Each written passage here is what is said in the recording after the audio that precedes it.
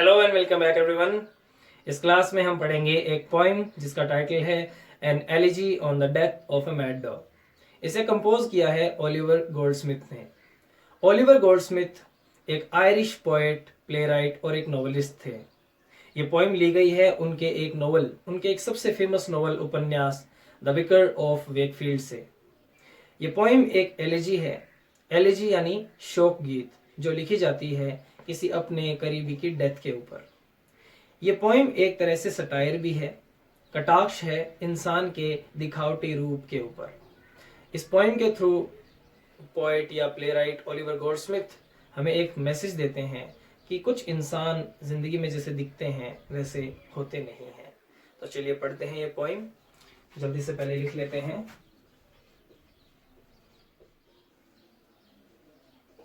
So this is the poem. There are 8 stanzas in it. इस poem को शुरू करने से पहले एक बार फिर से मैं इस पोएम का आपको थोड़ा रेफरेंस बता देता हूं आपकी जानकारी के लिए।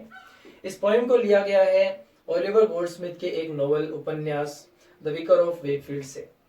इस नोवेल के प्रोटैगनिस्ट मुख्य किरदार होते हैं डॉक्टर प्रिमरोज। वही इस पूरे नोवेल में अपने जीवन की कहानी बताते हैं। इस नोवेल के चैप्टर नंबर 17 में एक इवेंट ऐसी आती है जिसमें डॉक्टर प्रिमरोज और उनका पूरा परिवार एक जगह इकट्ठा होता है। तब उनका बेटा जिसका नाम होता है डिक, वो उनको ये पोएम सुनाता है। तो चलिए अब पढ़ते हैं ये पोएम और जानते हैं कि इस पोएम में क्या कहा गया है। बड़ी सिंपल सी लैंग्वेज है, ज्यादा एक्सप्लेनेशन की आपको जरूरत पड़ेगी नहीं। देखिए, good people all of every sort give year unto my song and if you find it wonder short it can not hold you long. कहते हैं कि अरे ओ सभी प्रकार के भले लोगों, जैसा कि मैंने कहा सटायरिकल लैंग्वेज यूज की है। सॉर्ट का मतलब एवरी काइंड, हर प्रकार के, हर जीवन के क्षेत्र से आने वाले भले लोगों, मेरी इस कविता को, मेरे इस गाने को थोड़ा ध्यान से सुनना।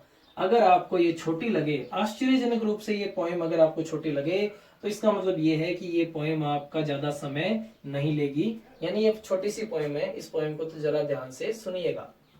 In Islington there was a man of whom the world might say that still a godly race he ran whenever he went to pray. Islington नाम के गांव में there was a man, एक आदमी रहा करता था, of whom जिसके बारे में the world might say, दुनिया ऐसा कहा करती थी, दुनिया ऐसा कह सकती थी कि that still, कि अभी भी godly race he ran, वो ईश्वर की प्रजाति का अनुसरण करता था। लिटरली इसका यही मतलब है। इसका दूसरा अर्थ यह है कि वो धर्म परंपरा का पालन करने वाला इंसान था, बड़ा धार्मिक आदमी था। Whenever he went to pray, जब भी वो प्रार्थना करने के लिए चर्च जाता था तो उसको देखकर लोग कहते थे कि कितना भला, कितना देवता रूपी इंसान है। A kind and gentle heart he had to comfort friends and foes. The naked every day he clad when he put on his clothes. इतना दयालु और इतना सभ्य दिल था उस इंसान के पास कि फ्रेंड्स और फोज यानी फ्रेंड्स और एनिमीज, दोस्त और दुश्मन, दोनों को ही आराम सुख देता था। That means he considered both his friends and enemies in a similar way. दोस्त और दुश्मनों को एक जैसा मानता था, दोनों के साथ एक जैसा व्यवहार करता था, किसी के प्रति दुर्भावना उसके मन में नहीं थी। द नेकेड, नेकेड यानी निवस्त्र, जितने भी निवस्त्र लोग थे, एवरीडे उन लोगों को वो क्लैड, कपड़े पहनाता, दान में कपड़े देता, परोपकारी था, बेनिफेक्शन के काम करता। When he put on his clothes, जब भी वो कपड़े पहनता, यानी खुद कपड़े पहनता तो पहले दान करके पहनता, ऐसा लोग कहते थे उसके बारे में। इतना धार्मिक और महान आदमी था। एंड इन दैट टाउन, फिर क्या हुआ, उसी कस्बे में अ डॉग वाज फाउंड, एक कुत्ता मिला। As many dogs there be, वो सभी बाकी कुत्तों में से ही एक कुत्ता था, जैसे कि मोंग्रेल, पपी, वेल्प और हाउंड, ये चारों कुत्तों की प्रजाति है, ब्रीड है। मोंग्रेल का मतलब होता है डॉग ऑफ मिक्स्ड ब्रीड, यानी मिश्रित प्रजाति का कुत्ता। पपी यानी छोटा कुत्ता होता है। वेल्प भी एक तरह का छोटा पपी जैसा ही, यानी कम उम्र का छोटा कुत्ता होता है। हाउंड यानी शिकारी कुत्ता होता है। तो ये क्वेश्चन भी है अपना टेक्सचुअल कि कौन से प्रजाति के कुत्तों की इसमें जिक्र हुआ है, मेंशन किया गया है। तो इन्हीं सभी कुत्तों में से वो भी एक डॉग था। एंड कर्ज ऑफ लो डिग्री, और बाकी जो निम्न प्रजाति के, निम्न श्रेणी के जो कर्ज यानी डॉग्स हैं, कर्ज यानी भी डॉग्स, उन्हीं में से वो एक था। तो एक नॉर्मल सा, सिंपल सा बेचारा कुत्ता था। The dog and man at first were friends, शुरू में दोनों के बीच में बड़ी गहरी दोस्ती थी, but when a pique began, pique pique का मतलब झगड़ा, लेकिन जब उस कुत्ते और उस इंसान के बीच में झगड़ा शुरू हुआ, फाइट शुरू हुई, दोनों के संबंध बिगड़ने शुरू हुए, the dog to gain his private ends went mad and bit the man. तो उस कुत्ते ने क्या किया, अपने प्राइवेट एंड्स का मतलब है पर्सनल गेन के लिए, अपने सेल्फिश एंड्स, निजी स्वार्थ के लिए, यानी बदला लेने के लिए, अपने मन की मर्जी पूरी करने के लिए वो कुत्ता पागल हो गया और वो जाके उसने उस आदमी को काट लिया। Around from all the neighboring streets, the wondering neighbors ran and swore the dog had lost his wits to bite so good man. सभी आस पड़ोस की गलियों से आश्चर्य में पड़े हुए सभी पड़ोसी रैन, दौड़ते दौड़ते हुए आए, एंड स्वोर, और उन सभी ने गालियां निकाली, used profane abusive words for the dog, और कहा हैड लॉस्ट हिज विट्स, कि कुत्ता पागल हो गया है, कुत्ते की बुद्धि, विट्स भ्रष्ट हो गई है, कुत्ते ने अपनी बुद्धि खो दी है। So good man to bite, इतने भले आदमी को काट लिया, कुत्ता पागल हो गया है। The wound, it seems, both sore and sad to every Christian eye, and while they swore the dog was mad, they swore the man would die. तो क्या हुआ कि वो घाव जो कुत्ते के काटने से इंसान को लगा था, वो इतना सोर और सैड लगा हर क्रिश्चियन आदमी को। वहां पर सभी क्रिश्चियन समुदाय के लोग थे, तो हर नजर को ऐसा लगा जैसे कि वो घाव बहुत ही गंभीर है, कष्टप्रद है, वो घाव बहुत ही ज्यादा दुखदायक है। And while they swore the dog was mad, और जब उन सभी लोगों ने उस कुत्ते के बारे में ये कहा, गालियां निकाली कि वो पागल हो गया है, दूसरी ओर देखो स्वोर 2 बार आया है, यहाँ दोनों जगह स्वोर वर्ड का अलग अलग अर्थ है। पहले स्वोर का अर्थ है used profane words, used abusive words, यानी बुरे भले शब्द कहना। यहाँ स्वोर का मतलब है have confidence in, so they had confidence in something that the man would die. उनको एक बात पर भरोसा था कि इतने जहरीले घाव की वजह से वो इंसान बेचारा मर ही जाएगा, अब वो बचेगा नहीं। But soon a wonder came to light, लेकिन जल्दी ही एक बड़ी आश्चर्यजनक घटना सभी के सामने प्रकाश में आई, उजागर हुई। That showed the rogues they slide, the man recovered of the bite and the dog it was that died. हुआ क्या, इतनी आश्चर्यजनक घटना सभी के सामने आई जिसने प्रूव कर दिया, जिसने दिखा दिया, जिसने ये बात पक्की कर दी दैट द रोग्स, बड़े इंपॉर्टेंट स्टेंजा देखिएगा, रोग्स का मतलब होता है दुष्ट, डिसीटफुल पीपल। इस घटना ने ये जाहिर कर दिया, शो कर दिया कि वो सभी लोग दुष्ट लोग, वो सभी झूठे थे, दे लाइड, उन सभी लोगों की बातें सभी झूठी थी, उनका प्रेडिक्शन सभी झूठा था। The man recovered of the bite, इंसान ठीक हो गया, and the dog it was that died, बेचारा कुत्ता मारा गया। So in this way at the end of the poem there is a satire in it, एक कटाक्ष है इस पोएम में। To the contrary of everyone's belief, the man recovers and the dog dies. सभी का विश्वास ये था कि इतना भला आदमी है, इतने जहरीले कुत्ते के काटने से पक्का ही मर जाएगा, लेकिन हुआ क्या, वो इंसान इतना कपटी, अंदर से इतना जहरीला, या फिर कह सकते हैं कि इतना दिखावटी था बाहर से, कि वो बेचारा कुत्ता भला इनोसेंट सा वो मर गया। The nature of the man was so vile and vicious that it was enough to kill the dog. So in this way, the poet wants to say that there are several people in this world who are pretentious, जो बहुत ही दिखावटी होते हैं, and they under the mask of innocence they are innocent, यानी एक मासूमियत के नकाब उनके चेहरे पर होता है, लेकिन अंदर से वो बहुत जहरीले होते हैं, अंदर से वो बहुत ही कपटी होते हैं, दुष्ट होते हैं। So that was the point। बढ़ते हैं क्वेश्चन आंसर्स की ओर, नोट कर लीजिए। Section C, question number 1, what is an elegy. एक एलेजी क्या होती है? एलेजी यानी शोकगीत, एक तरह की पोएम होती है, ये एक लिटरेरी टर्म है। An elegy is a poem which is written on the death of a close friend और अ रिलेटिव, किसी करीबी दोस्त की डेथ के ऊपर लिखी जाने वाली पोएम शोकगीत एलेजी होती है। It has a sad tune in it, इसके अंदर एक दुख भरी राग होती है। It is a song of lament, और ये एक विलाप का गाना, विलाप का गीत होता है।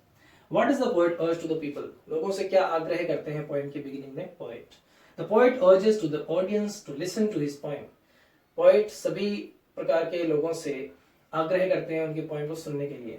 He addresses the people of all kinds, यानी हर प्रकार के लोगों को वो एड्रेस करते हैं, संबोधित करते हैं इस पोएम के शुरुआत में, और says that, और ये कहते हैं कि it is a short and wonderful poem, ये छोटी सी और बड़ी आश्चर्यजनक कविता है। It won't take their much time, उनका ज्यादा समय ये नहीं लेगी। Where did the poet live for some time, कुछ समय के लिए कवि कहाँ रहे। The poet lived in a town called Islington, तो इस पोइम में जिस जगह का नाम आया है आइलिंगटन में रहे, इसीलिए वो उस वहां के एक आदमी की कहानी बताते हैं।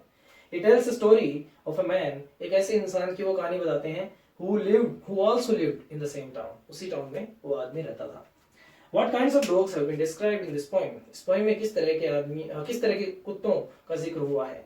तो ये अलग अलग प्रजाति के जैसे कुत्ते हैं कि मोंगरेल, पपी, वेल्प, हाउंड और कर्स, ये क्या क्या होते हैं लिखे हुए हैं। मोंगरेल यानी a dog of mixed bread, मिश्रित प्रजाति का कुत्ता।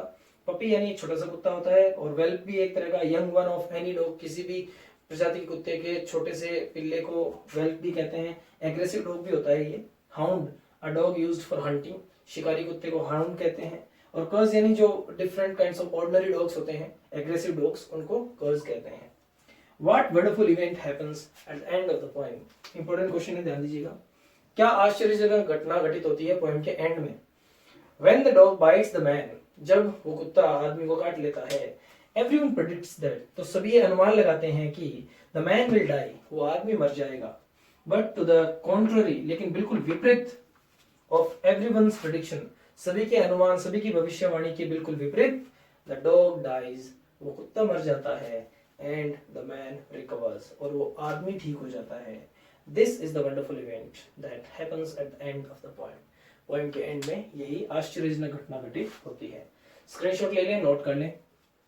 Section D, question number 1, what are the qualities of a good man, अच्छे आदमी की क्या खासियत होती है। इस पोएम में जो एक अच्छे आदमी की खासियत होनी चाहिए वो बताना ही है। तो as described in the poem, जिस तरह से इस पोएम में बताया गया है, a good man has godly virtues, एक अच्छे इंसान में दैवीय गुण होते हैं, ईश्वर जैसे गुण होते हैं। He has a kind and gentle heart, उसका दिल बहुत ही दयालु और सज्जन जैसा दिल होता है। ही डज एक्ट्स ऑफ बेनिफेक्शन, वो धर्मपरायण यानी दान धर्म के काम करता है। He helps the needy, जरूरतमंद लोगों की मदद करता है। He prays to God, ईश्वर की प्रार्थना करता है। He treats both his friends and enemies in the same way, यानी अपने दोस्तों और दुश्मनों को एक ही तरीके से वो व्यवहार करता है, उनको एक मानता है। What does the poet think about a pious man? Pious good लगभग सेम सा ही क्वेश्चन है, अलग लैंग्वेज में आंसर किया है। पियस यानी धार्मिक और पवित्र होता है, तो एक धार्मिक आदमी क्या होता है, पोएट उसके बारे में क्या कहते हैं। तो अकॉर्डिंग टू पोएट, पोएट के अनुसार A pious man is that, एक पवित्र धार्मिक आदमी वो होता है, who is not pretentious, जो आदमी दिखावटी नहीं होता। pretentious दिखावटी नहीं होता।